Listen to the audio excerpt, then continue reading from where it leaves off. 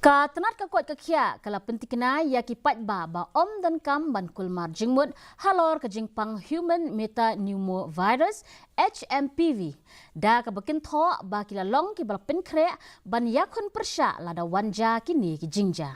Principal Secretary Sampat Kumar ula Pynthikna baladap ban penmi ya ke jingbatai ban jing hikai bat kilat jingerap lada pinbiang lada Donkam. Layo jingtip ba syam ladon ki ba yo kem ya ke Jingpang Hmpv haga jela hadu menta. Kumar lo banjur Halor ke Donkam ban shim ya kilat jingyada khamtam ya kitu ki ba pangshit bat shitom ring mensim. Katnat kala kami benya ya ke Jingpang haki kunlung bat ban long ki ba lekhut bat ula kentu ya ki patba ban dengi ki mas bat ban sat khut ya ki ti.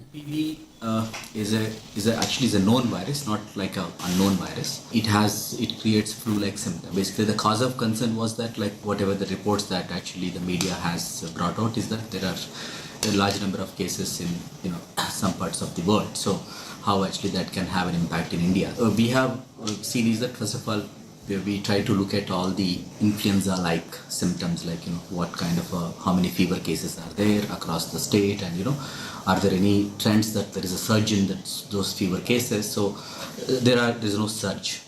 There's no unusual pattern that we can see in our state. So there's nothing to be worried about that one.